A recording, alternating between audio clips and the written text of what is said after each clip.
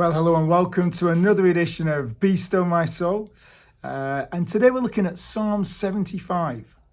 Now, Psalm 74 and Psalm 75 belong together. You'd expect that because they're next to each other in the Psalter. But they belong together because they describe the same situation. But they describe it from a different perspective. You see, in Psalm 74, God appears to be absent as calamity reigns and people suffer.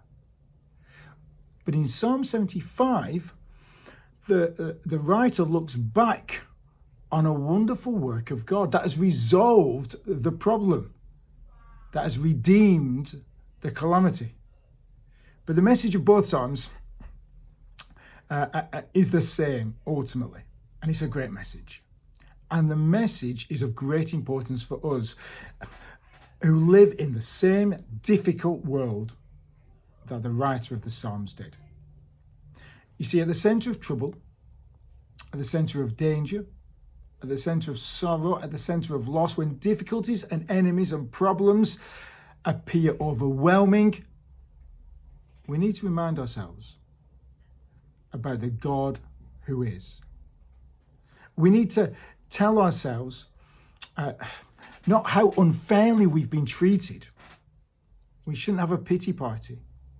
We shouldn't remind ourselves about our sorrows and woes, but how kingly, how saving, how powerful, how providing, how totally in charge God is. And that's what Psalm 75 does. And it does so in four ways, through four voices. The first voice is the voice of the people in verse 1. Verse 1 begins with these wonderful words. We give thanks to you, O God. We give thanks, for your name is near.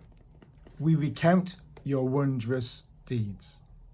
The people are praising God for his presence and for his power. His name being near is a funny phrase. What he's saying is God has revealed himself to be our next of kin, close to us, who identifies himself with us, who has the right to take and bear and discharge our burdens as though his own. And he's done that. And he'll do that. You know, when we face dark times, we can struggle to see God. But it's encouraging to know that God sees us. The darkness may cloud our vision of God, but it doesn't cloud God's vision of us. He's near. He cares. And we know that because he has come near to us once and for all in Jesus Christ. The second voice is the voice of God himself in verses 2 to 5. And God declares himself in these words to be the world's governor and judge. God's voice breaks in through the voice of the prophet. And he breaks in, first of all, to reassure. Verse 2.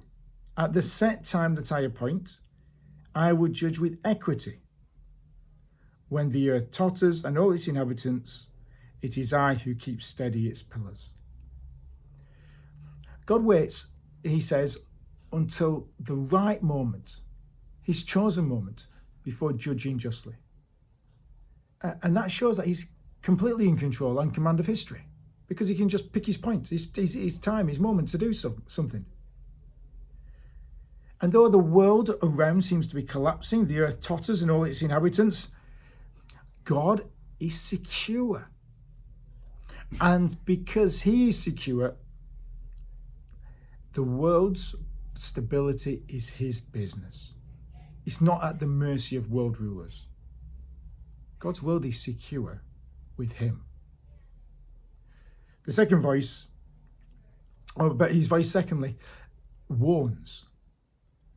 In verses 4 to 5, I say to the boastful, do not boast, and to the wicked, do not lift up your horn. Do not lift up your horn on high, or speak with haughty neck. For those who think that they are pillars of society,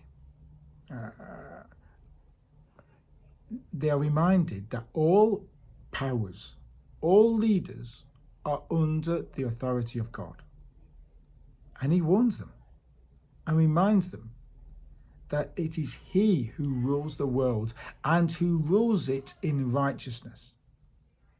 Now, in light of the coming judgment, when one day God will judge the world and everybody in it, he warns people how to respond. Do not boast.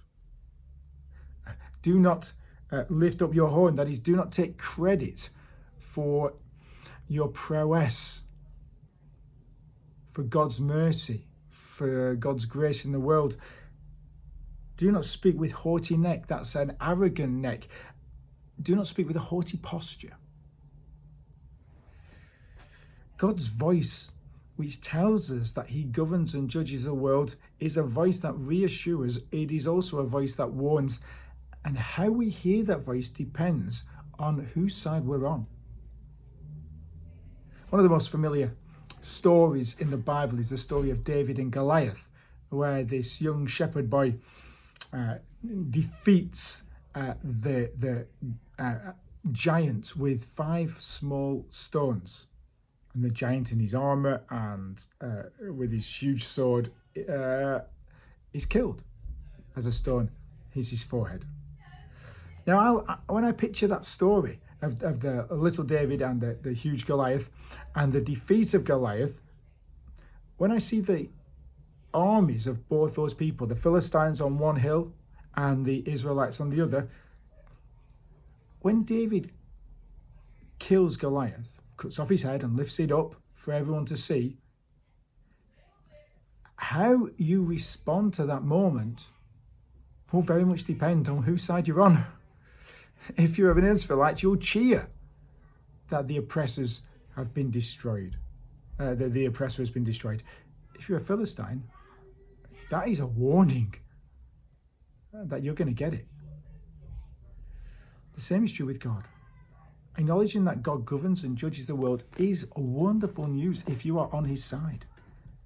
But if you're not on his side, it is a warning that judgment day awaits. And so in the third voice we hear is the voice of a teacher who is drawing out lessons from what God has just said about himself, being the world's judge and governor. And there's 2 lessons in particular he draws out in verses 6 to 8. The first lesson is this: everything we have we receive from God. For not from the east or from the west, and not from the wilderness comes lifting up, but it is God who executes judgment, putting down one, lifting up another. See, being a world leader is not about being in the right place at the right time. Sometimes we say that, they were in the right place at the right time, that's why they became Prime Minister. That's not the case. Here in verse 6, the psalmist talks about different compass points. The east represents the morning, the west represents the evening, the south represents the wilderness.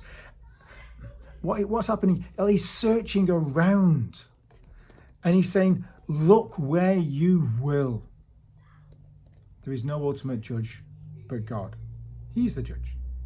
He makes the decisions of who is president, who is prime minister, who are MPs, who's the ruler, who's the manager. See, God is fully and totally in control. A God who is worth trusting. And in light of who God is, earthly things and earthly rulers take on their proper size and proportion. They are very small and God is very big. But the second lesson he draws out is that people reap what they sow. He says that in verse 8, for in the hand of the Lord there is a cup, that's a cup of destiny, with foaming wine well mixed, that is wine that has been mixed and is at the right time or the right point for drinking. And he pours out from it. And all the wicked of the earth shall drain it down to the dregs. Now what's going on here is that God himself has mixed a cup of destiny and judgment, and people will drink it at the right time. And people will receive the punishment that their deeds deserve. But the good news for you and me is this: Jesus Christ drank the cup of God's wrath for us. He said in the Garden of Gethsemane, please take this cup from me, yet not my will but yours be done. And he drank it down to the dregs so that if you repent and turn, you can be forgiven no matter how wicked you are. It's our only hope is Jesus Christ. The fourth voice, which we see here in verse 9, is the voice of the King who orders society by divine example. Verse 9, but I will declare it forever. I will sing praises to the God of Jacob. All the horns of the wicked I will cut off, but the horns of the righteous shall be lifted up. The King is God's King, Jesus Christ. He's the righteous one. He's the righteous one who God has set reigning over the universe. And one day he will raise up the righteous and bring down the wicked forever. You see, this fourth voice is the voice of Jesus Christ himself. And what should our response to him be? Well, we should humble ourselves before this King. We should make sure we're on his side. If you do that, you will know the peace that comes from knowing God's rule over this world. You will know the peace that comes from turning your eyes to Jesus. We often sing this song at church, and I'll finish with this. Turn your eyes upon Jesus. Look full in his wonderful face, and the things of earth will grow strangely dim in the light of his glory and grace. Thank you so much for tuning in. Till next week, God bless.